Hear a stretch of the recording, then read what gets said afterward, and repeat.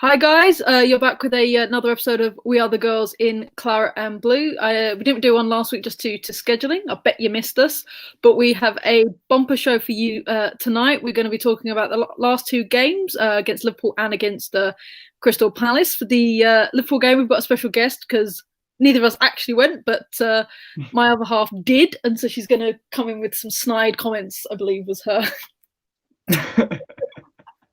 Then, as well as the blazing game against Crystal Palace. We're also going to have a speculation about the transfer window in January, look at the year just gone and the year ahead, and what's in store for West Ham women. So, Reese, I'm going to let you go first in regards to the Liverpool game. Ended up being 1-1. What's your feelings on that one? I think we played well. We was continuing with that back five system, which I've really started to love us playing. I think we should play that all the time because we are really good with it. However, we've said it, I think, 3 weeks in a row now. The refereeing standards cost us again. The goal was about 2 yards offside that Liverpool scored, and he was just making decisions that favoured Liverpool all the time. However, I think as a whole, from what I saw, because I wasn't there, I was watching it on a stream, that I think we played quite well.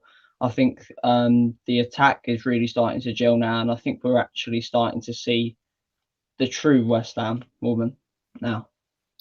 No, absolutely. I was the other side of the world at the time, and I was getting updates from Kate, who did go, saying that we were playing really well. Like, we got Liverpool on the counter very quickly. Like, our goal was in like the first 10 minutes, thanks to Leon, and we were playing well, but we sort of let it slip.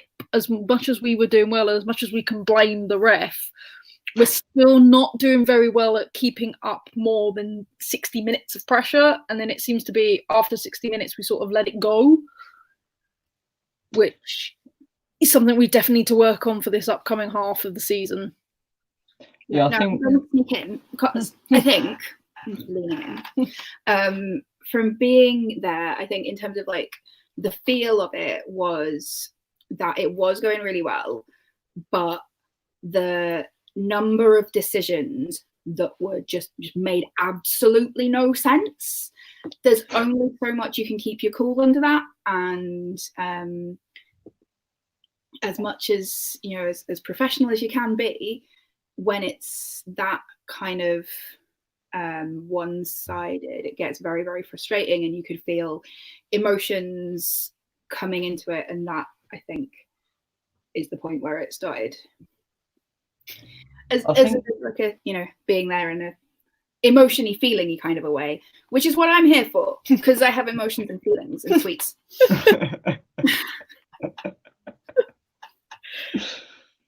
Yeah, I think we could also see from the players as well, from what Kate was saying, that I think we saw Boonach and I think it was Longhurst. Longhurst was lucky not to get another yellow card because she was consistently moaning at the ref. And Boonach just went steaming over to him after the game. So we could see that frustration as well from watching at home. Yeah, no, absolutely. I mean, the penalty decision was questionable. We're lucky that Mel Lawley is not the greatest shot and scuffed that one. Otherwise, it would have been a completely different story. But how do you overcome that? How do you overcome the fact that your biggest opponent is not actually the 11 players, but in fact the person in black that's running up and down is supposed to be neutral? Well, you can't control it, but I think the only way you could maybe make sure it doesn't have a defining factor on you is get either a bigger margin of a lead in the game, or start to control the game better.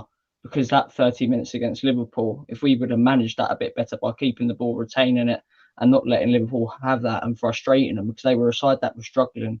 And for me, as soon as the side that's struggling gets frustrated, they then become lower morale, and they start to have a disbelief that they're going to win the game. And I think that's what we need to start doing against them type of sides. Yep, no, absolutely. Though someone did call it when I said my stat about them not scoring in open play, it would be against us, and it was. Yeah, Kate's nodding at me. I have feelings about tempting fate. Tell them about your feelings of tempting fate, dear. People do it too often. Sorry, I'm in the middle of eating sweets. I mean, it's like the Lukaku situation with the men's team, who can not score a goal all season, and as soon as he plays, I'll still score. I think it's just a West Ham thing, to be honest. Yeah, pretty much. Yeah, that is a West Ham trait. I'm just thinking of it. I'm like, yeah, Chelsea had a dodgy first half of the season, played us, beat us 3-1. Yep, no, that sounds about right. Even though Emma Hayes has upset Liverpool quite a bit this week, you've seen all the statements and comments. The thing is, and I'm going to steal Kate's thing because she's eating sweets, so therefore... Fine, go ahead. I can still... Mine is yours. But Emma Hayes is really good at making statements that will get her press and will get her headlines. I half agree with what she's saying. Prenton Park is not the worst pitch in the league by any stretch of imagination. I think Tranmere are League One. I'm not quite sure. Yeah, they are, yeah. Yeah, the League One. So it's a League One pitch, so it's not the worst pitch thing. I definitely think Birmingham at Solihull is probably up there. I think Brighton's down at Crawley is not the best. And if I'm honest, one of the worst ones for them to play on is going to be Man United's, because that is meant for rugby league. It's meant for rugby league. That's nothing to do with Man United. It's nothing to do with Man United. It's because Leigh Sports Village is meant for rugby league. And if you remember, which Liverpool and Everton both shared last season, or the season before, again, it's AstroTurf. It's AstroTurf, and that is not meant for the studs. And if you watch the Man City game against Everton when Pauline Bremner broke her leg, that was because it was absolutely chucking it down on AstroTurf. Gabby George goes in for her Gabby George tackles, and that's what broke her leg. So that's why I'm saying it's one of the worst, is because it's not built for football. And so I think Emma Hayes has a point in the fact that, but the way she has a point is the fact that Liverpool don't seem to care about their women's team. And I'll say that thing, when you've got a team flying as high as Liverpool men are at the moment, and the amount of money that's coming in, and the fact that, they don't seem to care about their women's team whatsoever. There's no ongoing promotion. There's you very rarely see the two sides coming together like you do with ours, and like you do with Man City and Man United do it. So I think she's got a point in the fact that Liverpool could, if they wanted to, have a stadium built like Man City have got for their team. You know, the mini Etihad. Yeah. If they wanted to. I know Everton are, and that should hopefully be done by the end of this year. I think beginning of next, it's going to be done, and then they're moving over, and it's going to be nearer to Goodison Park, and it's going to be a bit more integrated. Liverpool could do exactly the same, and that would attract the talent that Liverpool need to get themselves boosted back up. But who wants to play in Tranmere? See, I agree with that statement, but I think there are some ways, if you think of it on a Liverpool point of view, that they can counter that. In pre-season, both the men and the women both went on a pre-season tour. Not many other teams did that, I don't think so. And I think when you look at the Liverpool men and the Liverpool women are in transition, and the Liverpool men are very steady in what they're doing, and are probably going to win the Premier League this year. So I think there's ways that, from a Liverpool point of view, you can counter that. However, I think the only way Liverpool maybe are going to change their morale is either there's a massive boost in terms of maybe attendances in the women's games again, or they go down. And to be honest, I think with Liverpool, for them to properly invest in a women's team, I think going down could probably maybe teach them that lesson. Well, yeah, because it's happened with Sunderland, in the fact that Sunderland now, even though they're a few divisions below where they were, have been given proper investment by the current owners. They've got their own facilities, and it's looking much brighter for Sunderland, and hopefully they'll be able to get themselves back up to the level that they were. The problem is it a catch, 22. That's the one. Thank you. Thing in the fact that the name Liverpool could absolutely get big names because it's Liverpool. It's with the men's side. But if there's no investment, what big name is going to want to play for a team that nearly gets relegated, does get relegated? And if they're not winning, they're not going to win new fans because that's just the way it works these days. And that's what I think the problem. So I think Emma Hayes had a good point, but there are definitely worse pitches than Liverpool's. And I think she was just sour grapes that they only managed to draw against Liverpool. I mean, you should see some of our facilities according to some fans on Twitter. Don't you start me if you're going to start. But yeah, so she's got, because I think she's frustrated because, especially now, it means Arsenal have gone top for Christmas, which she's not going to be happy. I can really see as well. Even though I think Chelsea have 1 or 2 games in hand, I can see Arsenal doing what they did last season again now.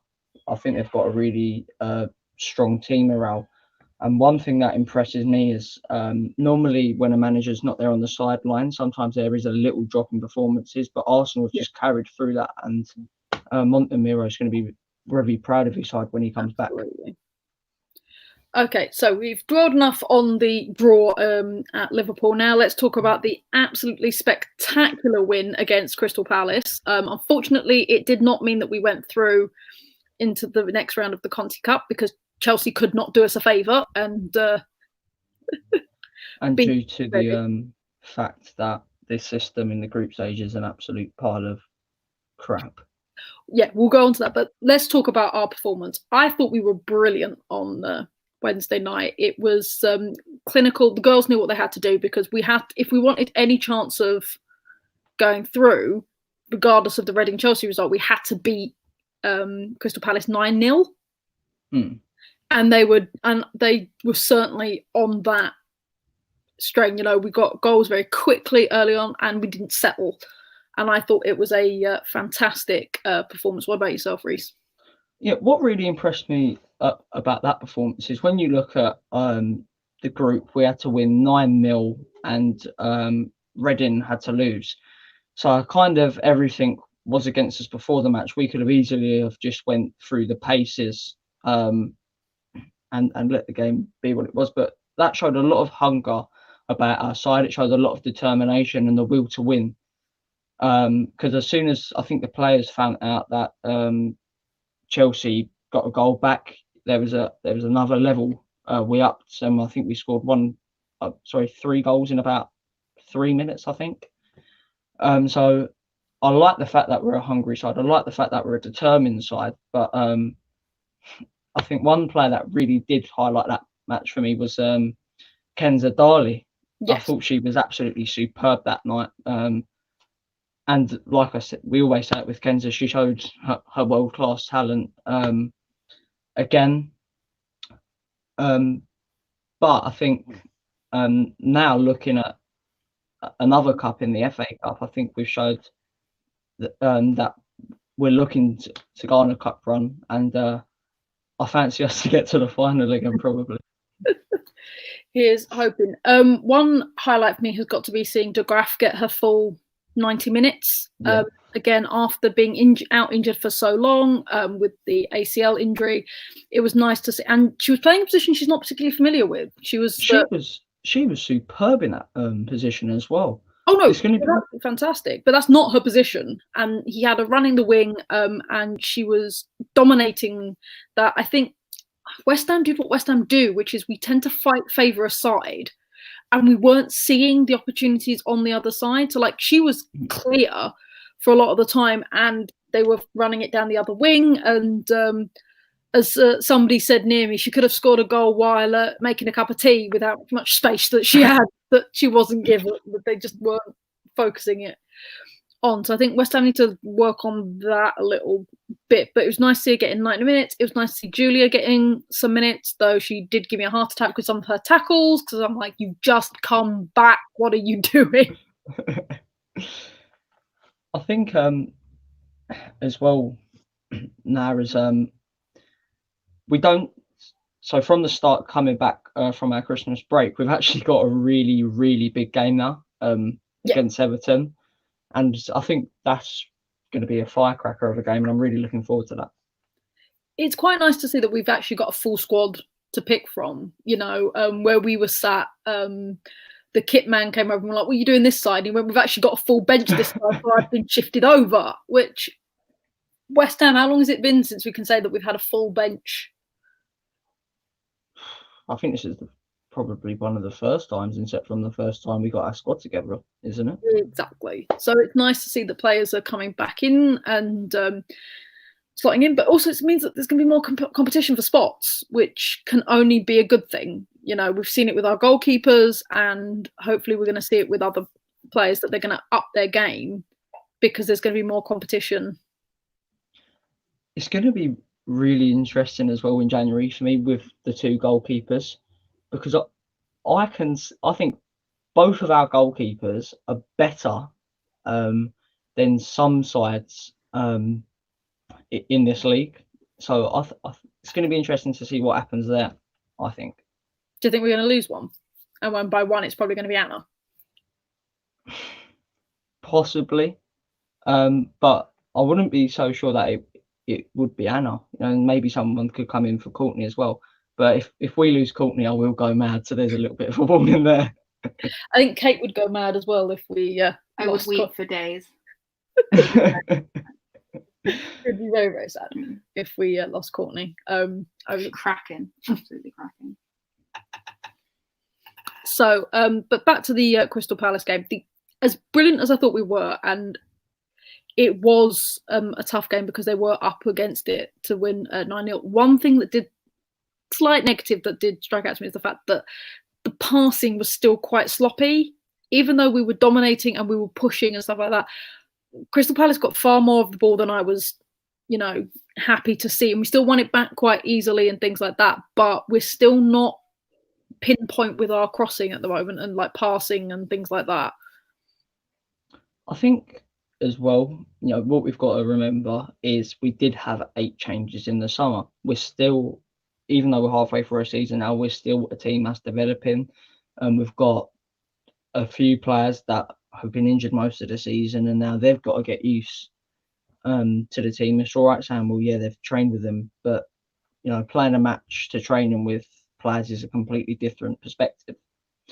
But I think now we've got a full strength side, and I think in January what I would personally like to see is a player that's going to grab people's attention, and I think we know who I'm aiming at is Eni Aluko, but I think we do need that type of player because she would definitely attract more fans, get people talking about West Ham, but also she's a player that the younger players in our team now can look up to, and I think we need that big name now. Okay, now that's interesting. I think we could, like I said, she said London, and if she's coming back to play, I do think the choice is between us and Spurs. I mean, Crystal Palace could be in the running. You never know. Hey, we had a couple of ex-Hammers come back for Crystal Palace, including our old captain, Stobbs, which was quite nice to see. She got quite a nice welcome when she came back. Just a question, was you watching West Ham when they were there? Yes. Oh, fair enough. I mean, they didn't go because they had to play in the south east regions and living on Manchester thing, but whenever they streamed it and I followed the results and things like that, so it was quite nice to see that Stobbs was remembered fondly, because they did get us the plate, and it did cause us to get boosted up where we have, and yeah, so that was always nice. So looking back on the season, actually no, I've got a quick question because it's just come back to me, because it's something a friend of mine said when we were kind of out of the Crystal Palace game, because she said that we shouldn't have let it down to this final game. What more could we have done? And I came back saying, well, not much, because we weren't going to beat Chelsea. We beat Reading, we beat Lewis, and we beat Crystal Palace. So the only game that really let us down was the Tottenham game. which is where you're saying about the point system. So let me have your view on how the setup for the Conti Cup is and what they need to do to improve it. I'm not going to sit on the fence. I think it's the most pile of crap system going. I just don't get it. The extra point for the penalty, I think that needs to be scrapped. That's the only thing that really frustrates me about the group system. I think either you go for maybe a golden goal system, or you just leave it. Each team gets a point and they move on with the competition. I think the trouble with that extra point is as well, teams maybe earlier in the competition may not take that as seriously, but as you get to later onto the group stages, you'll get that more of a momentum. And I think as well it confuses the fans, because at that Tottenham game half the people were leaving where they didn't even know that penalty shootout was going on. So I think that system needs to be changed, and I think it should just go, like I said, a point each and you move on with the group. Would you keep it as group stages, or would you make it straight knockout? Because that's what a few people have suggested that you do instead, is that it's like the FA Cup, that you lose and you're out. Or see, the thing I like about the group stages is I think this year,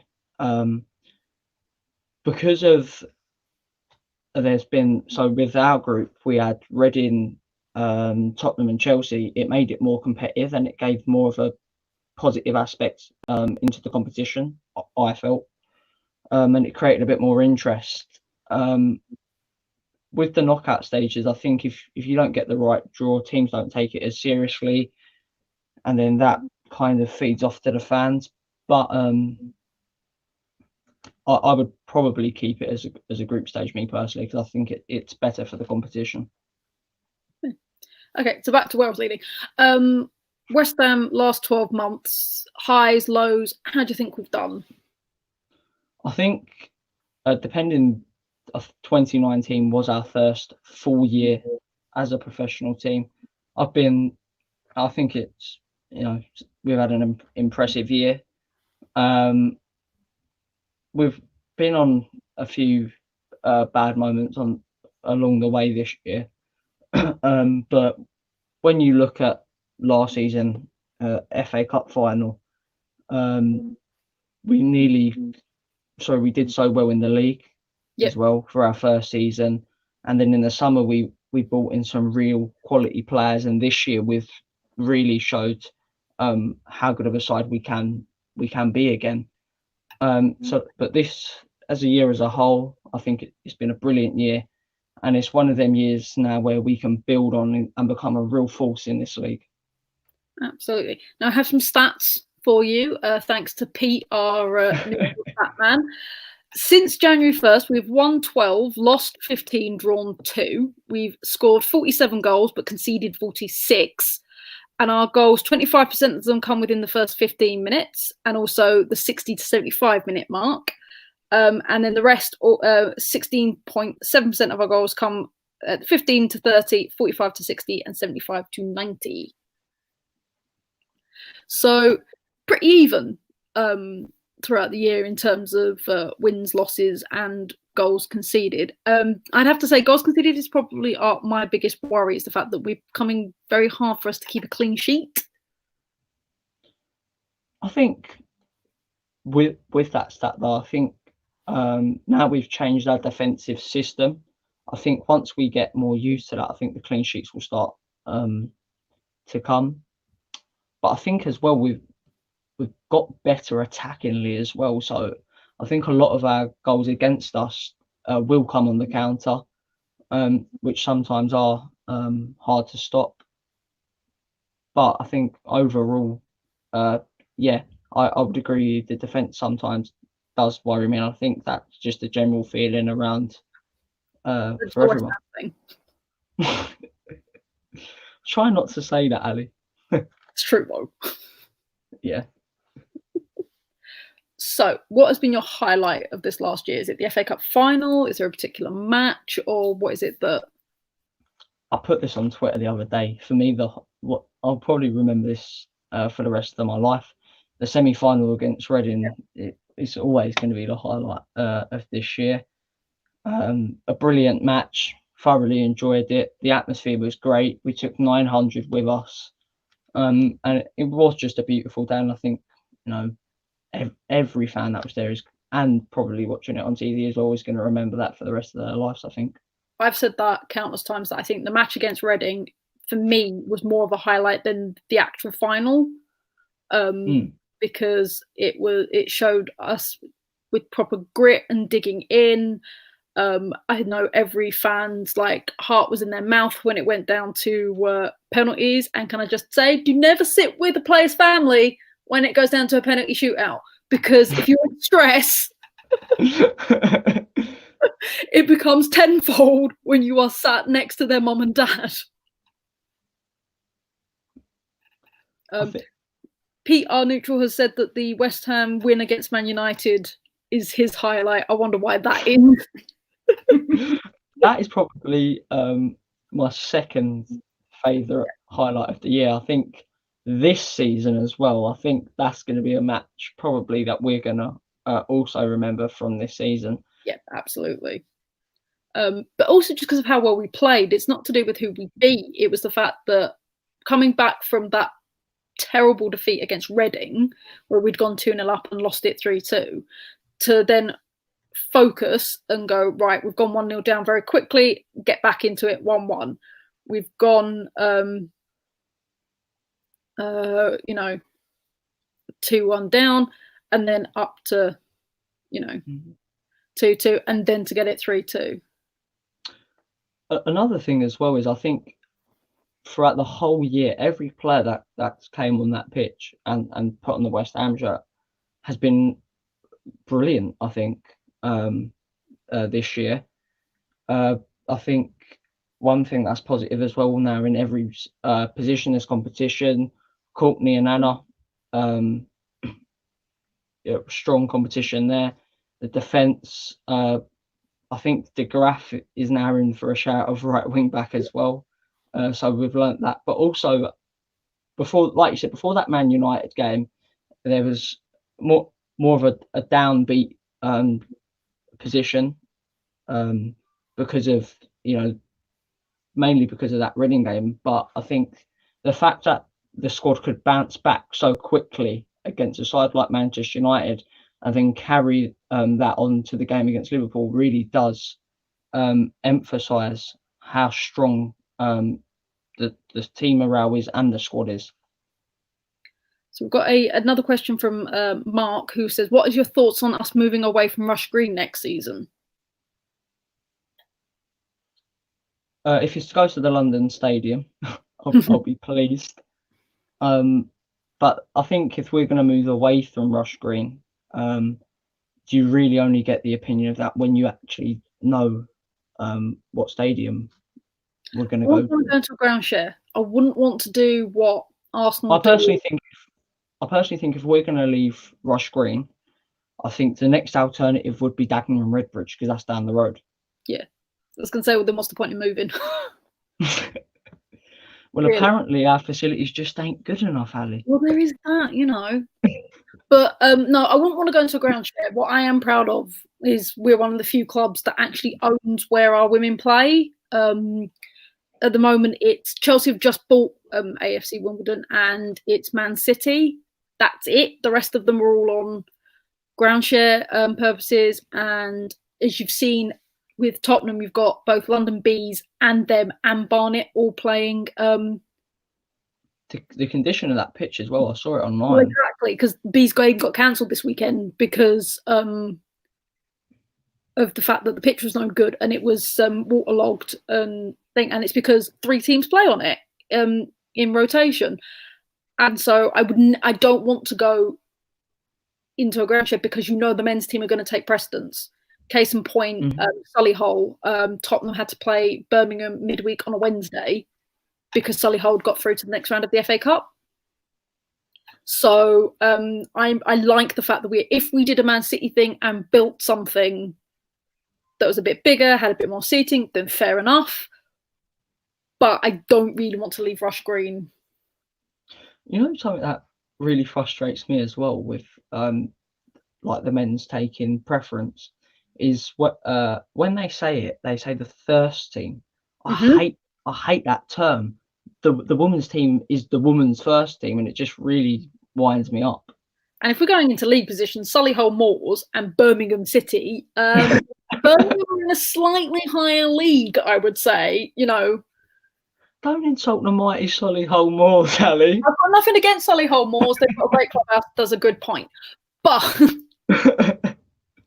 I'm just saying that if you're going to go division-wise, comparatively, Mark is saying it would probably be Dagenham, Dagenham Redbridge, which would take me back to the club of my youth. I used to go watch Dagenham quite regularly when I was a kid.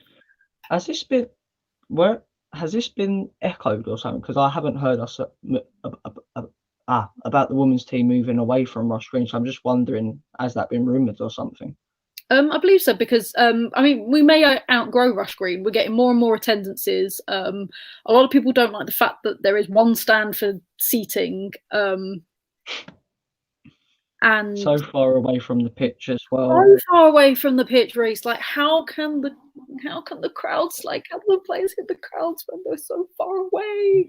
Yeah, the fans can't hear, people singing. It's just not right. And also, we're like this big, like the players are this big to us. But I think they got confused with the London Stadium that game, personally. But look, I can hear this one from the car park. Like,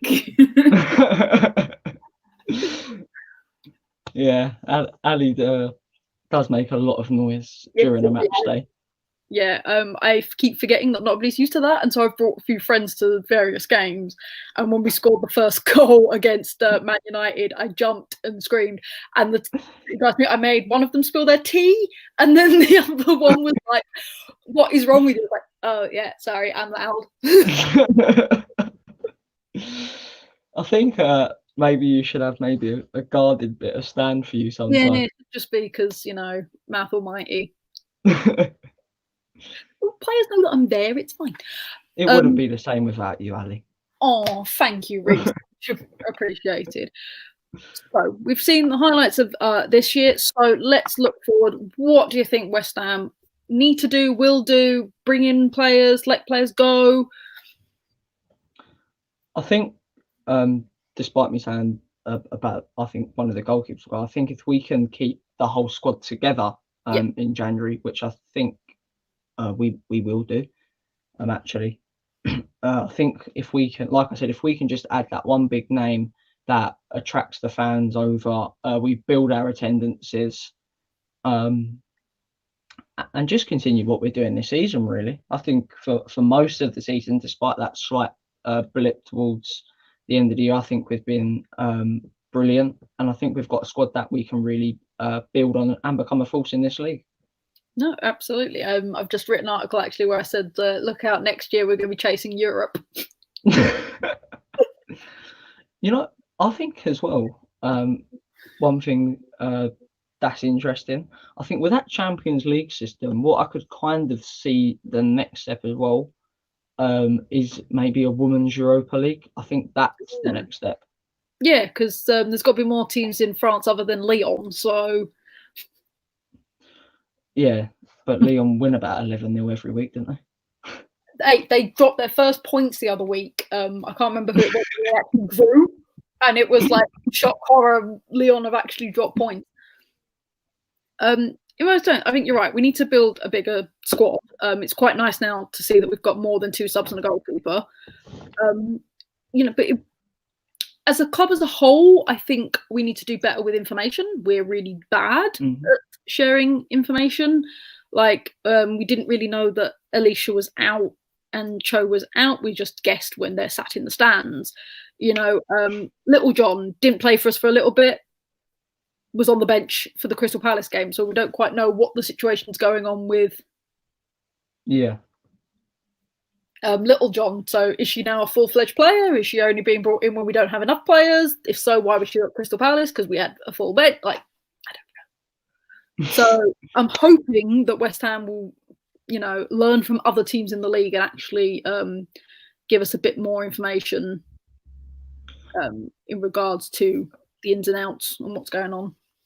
Another highlight as well, talking about this year as a whole, I think the fact that Victoria Kisses came through our academy and into the first team will also be another really big highlight for the academy.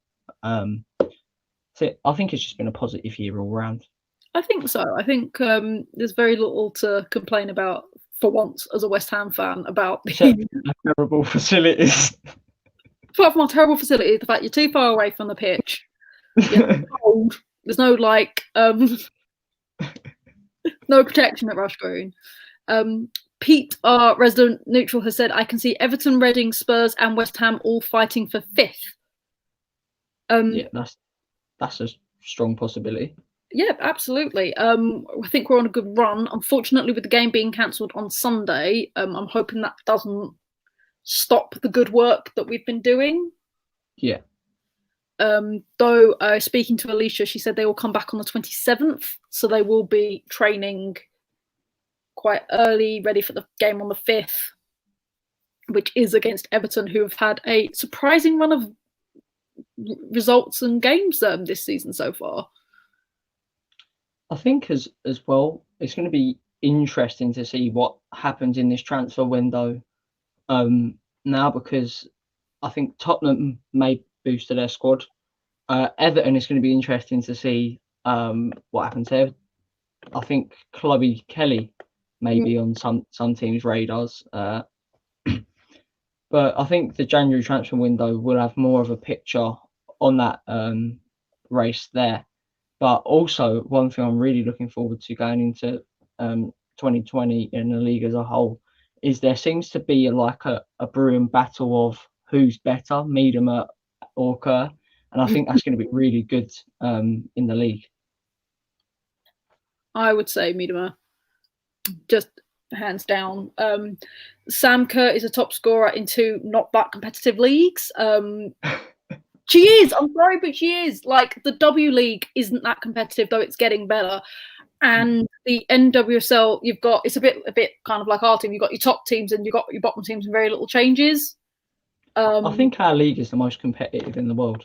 Yeah, definitely. Absolutely. So it'll be interesting to see how Sam does that way in being that competitive. But I think it's Miedema. Just the fact that she's on course to beat her own record and it's only half a season done. I think someone said she's like 9 goals off of Nikita Paris's all-time scoring record. See, I don't want her to get that record because, as you know, I'm a great fan of Nikita Paris. But I would agree. I think it would be Miedema, but I think it's one of them as well. Is you don't really get a clear picture until they're both playing in the same league and they're both playing against the same teams week in, week out. You're right. I don't mean Miedema to get that record anyway because Ellen White is only 6 goals, I think they said, off of the record. And I would rather Ellen White get it, but that's just my personal preference. Great finish by Ellen White at the weekend as well. I think that's one of that probably. I think just due to the pure technique, I think that's probably my goal of the season. Classy finish. Yeah, no, absolutely. I've got a lot of time for Ellen White, as anybody who knows me knows well. Kate is laughing there a little bit. Why are you laughing, dear? No reason at all.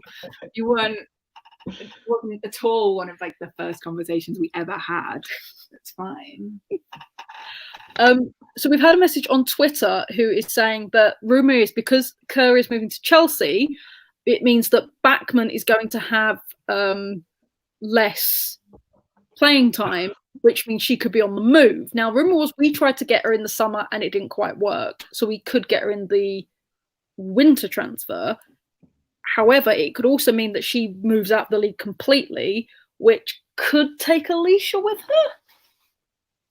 her. No, that's not going to happen. Alicia's West Ham through and through. Yeah, but love may conquer more than a football club.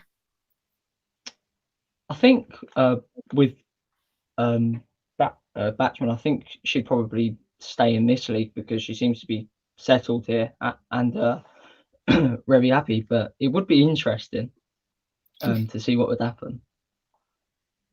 And Pete agrees with you. If you take Arsenal out of the equation, then the league is very competitive. Because at the moment, Arsenal are running away with things. I think I think Chelsea are going to win the league this year, and I think again the title race may come down to not being in the Champions League. Thing is, I think Arsenal have done what I want us to do in the fact that they have built a squad and they've taken their time with it and they've built it and they've perfected it, which is what Joe has done, because they didn't do very well his first season, and then they've slowly, steadily improved. And like you saw them win it last year, they got to the Conti Cup final last year and it got City down to penalties.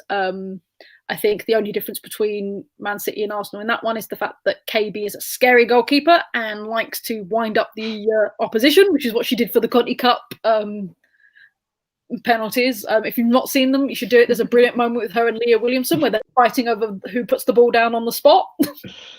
Yeah, I've seen that.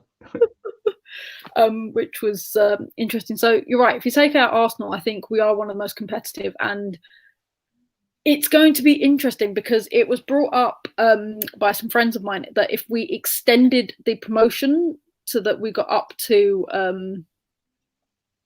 three promoted teams, a bit like we do in the Premier League, but made it so there was more games, more competition, how those teams that are currently in the Championship would fare. Would it be another Yeovil situation, which they can't quite cope and end up ending into a lot of debt? But then you've got teams that are up there like Aston Villa, Sheffield United, who are currently in the Premier League in their male side, but then you've got a team like Durham, who's based off of a university. So just interested to get your thoughts on if we extended it that much bigger. See, what I was thinking of the other night actually was maybe joining the Championship and the WSL together as one league, just to get that the more games. I think that would bring more of a market to the league. I think the TV rights would then boost her up as well. So I think, but with that, then like I said, the team's financial situations will come into it a bit. So I think maybe the suggestion there with 3 teams coming up and 3 teams coming up, and then like this year, I think it's 1 team that goes down, isn't it? Yeah. So the 1 team going down, I think that will work because I think Aston Villa and Sheffield United and whoever are third in the Championship, Durham. Durham. I think they'd all fund their teams as well, because I think what would happen was, because you have to be full time in the WSL now, I think that's where the investment would start to come from, the fact that they are full time, and that would attract more players from. No, absolutely. Well, I think that's all we've got time for this week. There's no show next week as it's Christmas. So you're spending the time with your families instead. We will be back in the new year to preview the Everton game and any transfers that may have gone on. But from me, it's a very Merry Christmas and happy holidays, to be very American, and have a great new year. And it's a goodbye from me. And a Merry Christmas. I hope everyone stays safe and has some great moments during Christmas with their families. And a goodbye from me.